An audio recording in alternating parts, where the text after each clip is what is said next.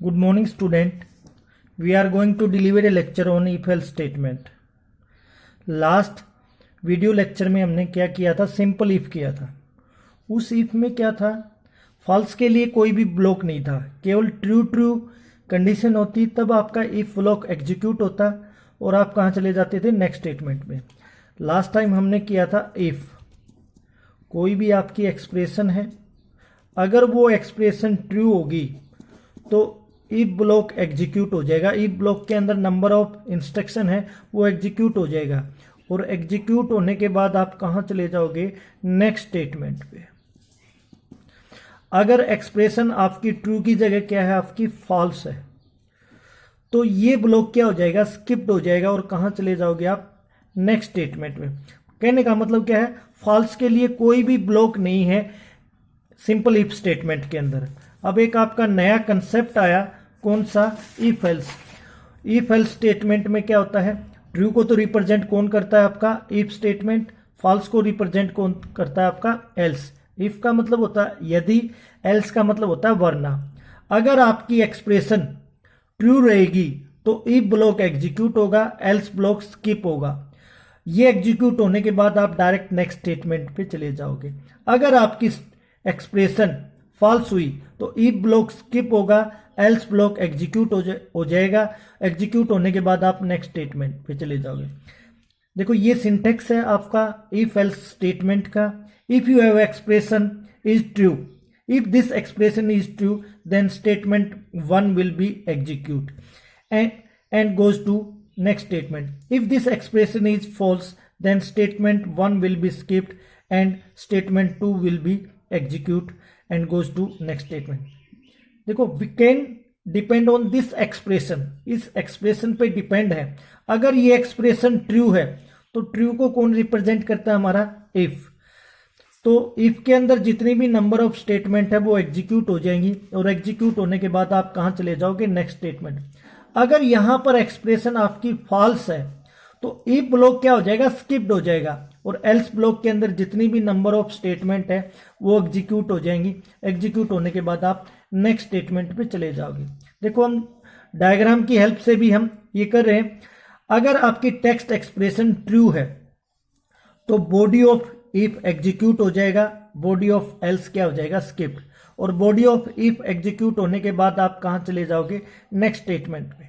अगर आपकी test expression false है तो ये आपका बॉडी ऑफ इफ क्या हो जाएगा, स्किप्ड, और बॉडी ऑफ एल्स क्या हो जाएगा, एग्जीक्यूट। और एग्जीक्यूट होने के बाद आप कहां चले जाओगे, नेक्स्ट स्टेटमेंट पे।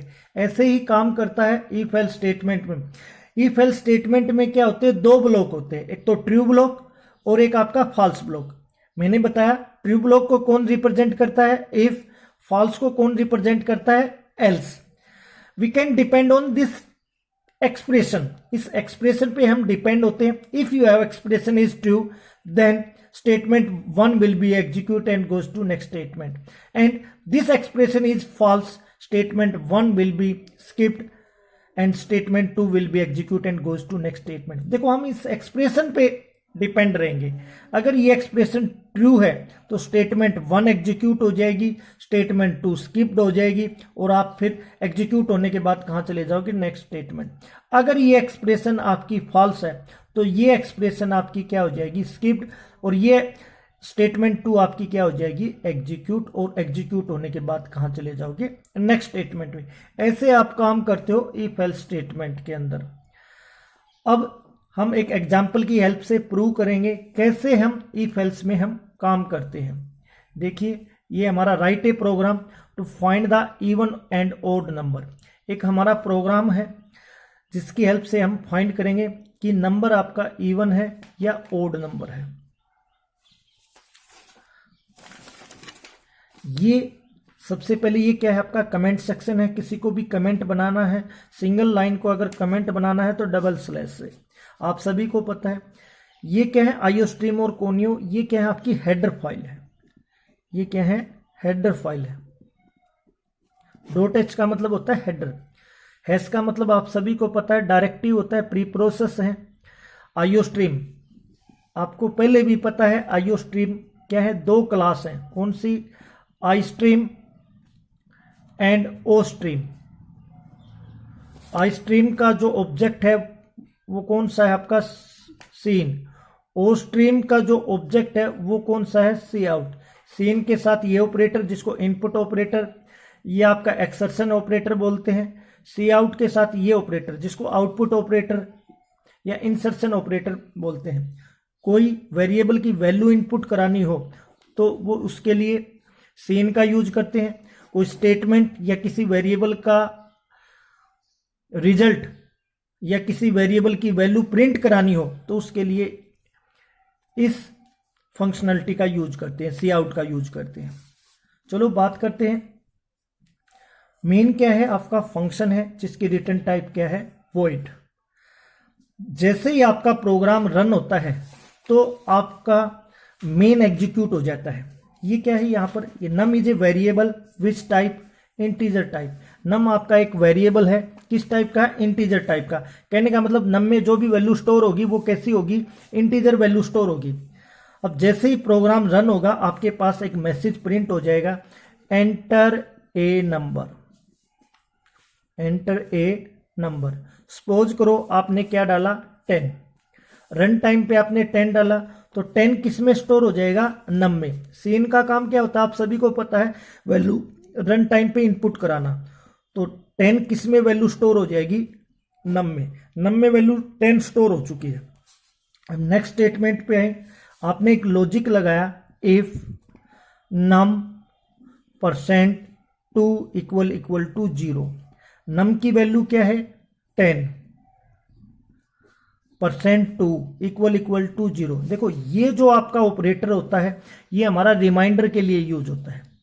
अगर आपको किसी का रिमाइंडर निकालना है तो this operator is use for reminder. इस ऑपरेटर का यूज करते हैं हम रिमाइंडर के लिए। 10 को 2 से डिवाइड करेंगे, रिमाइंडर कितना बचेगा, 0। इफ 0 इक्वल 0, 0 0 के इक्वल है, कंडीशन ट्रू या फॉल्स है, 0 0 के इक्वल है भाई, कंडीशन यहां पर क्या होगी आपकी, ट्रू। तो कंडीशन ट्रू होगी। यहां पे देखो दो ब्लॉक है, इफ ब्लॉक और आपका एल्स ब्लॉक। कंडीशन ट्रू होगी तो if block will be execute, और इफ ब्लॉक में एक स्टेटमेंट है तो आपके पास क्या मैसेज प्रिंट हो जाएगा, नंबर इज इवन। यहां से आपका क्या मैसेज प्रिंट हो जाएगा, नंबर इज इवन। और आप कहां चले, देखो एल्स ब्लॉक आपका क्या हो जाएगा, ये ब्लॉक आपका स्किप हो जाएगा।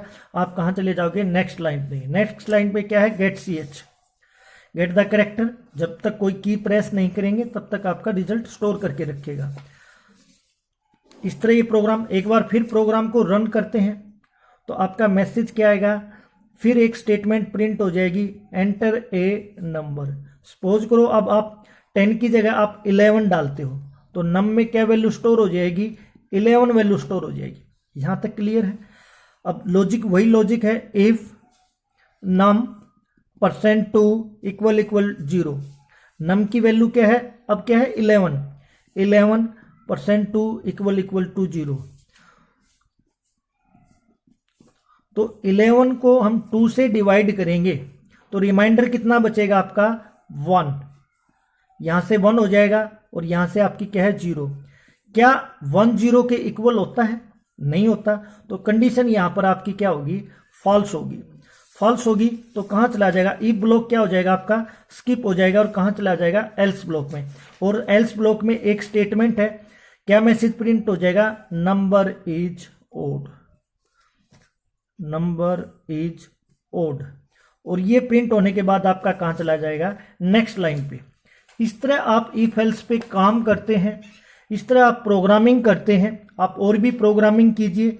Right a program find the greatest out of 2 number, write a program to find the number is positive और negative, write a program to find the greatest out of 2 number मैंने बता दिया, positive negative बता दिया। कोई भी आप comparison कर सकते हैं जिसमें 2 ब्लॉक होंगे आपके, इफ ब्लॉक और एल्स ब्लॉक की हेल्प से आप प्रोग्रामिंग कर सकते हैं। बहुत सारे ऐसे इफ एल्स पे प्रोग्राम है, मैं आपको होमवर्क में दूंगा और इन पे आप जितना प्रैक्टिस करोगे उतना आपको इफ एल्स पे आपकी पकड़ होगी। इफ एल्स पे जैसे ही आपकी पकड़ होगी तो आप कंडीशनल की हेल्प, जो भी कंडीशनल की प्रोग्रामिंग है वो सारी प्रोग्रामिंग कर सकते हैं। तो आप प्रैक्टिस कीजिए इफ एल्स पे, जितना आप प्रैक्टिस करोगे उतना आप स्ट्रोंग होगे। Thank you and have a nice day.